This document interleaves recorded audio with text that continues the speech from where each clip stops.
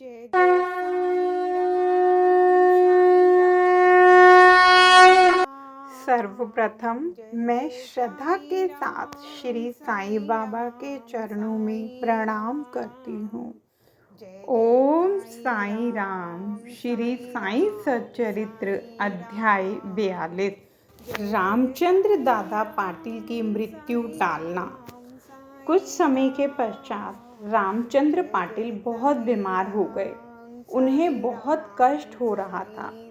सब प्रकार के उपचार किए गए, परंतु कोई लाभ न हुआ और जीवन से हताश होकर वे मृत्यु के अंतिम क्षणों की प्रतीक्षा करने लगे। तब एक दिन मध्य रात्रि के समय बाबा अनायास ही उनके सिरहाने प्रकट हुए। पाटिल उनके चरणों से लिपटकर कहने लगे कि मैंने अपने जीवन की समस्त आशाएं छोड़ दी हैं। अब कृपा कर मुझे इतना तो निश्चित बतलाइए कि मेरे प्राण अब कब निकलेंगे। दया सिंधु बाबा ने कहा कि घबराओ नहीं, तुम्हारी हुंडी वापस ले ली गई है और तुम शीघ्र ही स्वस्थ हो जाओगे। मुझे तो केवल तात्या का भय है कि सन 1918 में विजयादशमी के दिन उसका देहांत हो जाएगा, किंतु यह भेद किसी से प्रकट न करना और न ही उसे बतलाना, अन्यथा वह अधिक भयभीत हो जाएगा। रामचंद्र अब पूर्ण स्वस्थ तो हो गए, परंतु वे तात्या के जीवन के लिए निराश हुए। उन्हें ज्ञात था कि बाबा के शब्द कभी असत्य नहीं निकल सकते और 2 वर्ष के पश्चात ही तात्या इस संसार से विदा हो जाएगा। उन्होंने यह भेद बालाशिम्पी के अतिरिक्त किसी से भी प्रकट न किया। केवल 2 ही व्यक्ति, रामचंद्र दादा और बालाशिम्पी, तात्या के जीवन के लिए चिंताग्रस्त और दुखी थे। रामचंद्र ने शैया त्याग दी और वे चलने फिरने लगे। समय तेजी से व्यतीत होने लगा। शक के 1840 का भाद्रपद समाप्त होकर आश्विन मास प्रारंभ होने ही वाला था कि बाबा के वचन पूर्णतः सत्य निकले। तात्या बीमार पड़ गए और उन्होंने चारपाई पकड़ ली। उनकी स्थिति इतनी गंभीर हो गई कि अब वे बाबा के दर्शन को भी जाने में असमर्थ हो गए। इधर बाबा भी ज्वर से पीड़ित थे।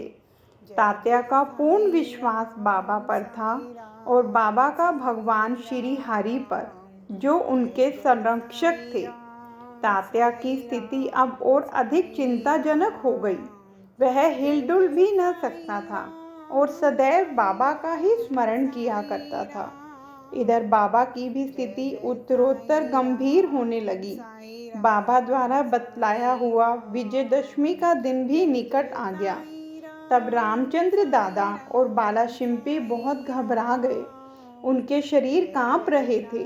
पसीने की धाराएं प्रवाहित हो रही थी कि अब तात्या का अंतिम साथ है। जैसे ही विजयादशमी का दिन आया, तात्या की नाड़ी की गति मंद होने लगी और उसकी मृत्यु सन्निकट दिखलाई देने लगी। उस समय एक विचित्र घटना घटी। तात्या की मृत्यु टल गई और उसके प्राण बच गए, परंतु उसके स्थान पर बाबा स्वयं प्रस्थान कर गए और ऐसा प्रतीत हुआ जैसे कि परस्पर हस्तांतरण हो गया हो। सभी लोग कहने लगे कि बाबा ने तात्या के लिए प्राण त्यागे। ऐसा उन्होंने क्यों किया, ये वे ही जाने, क्योंकि यह बात हमारी बुद्धि के बाहर है। ऐसा भी प्रतीत होता है कि बाबा ने अपने अंतिम काल का संकेत तात्या का नाम लेकर ही किया था। दूसरे दिन 16 अक्टूबर को प्रातःकाल बाबा ने दासगणों को पंढरपुर में स्वप्न दिया कि मस्जिद अरा करके गिर पड़ी है। शिरडी के प्रायः सभी तेली तंबोली मुझे कष्ट देते थे, इसलिए मैंने अपना स्थान छोड़ दिया है।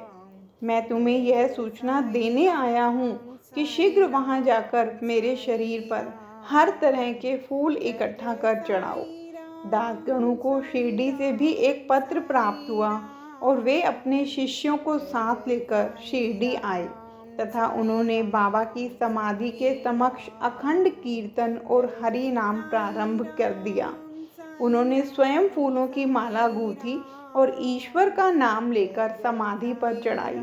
बाबा के नाम पर एक वृहद भोज का भी आयोजन किया गया। जय साईं राम।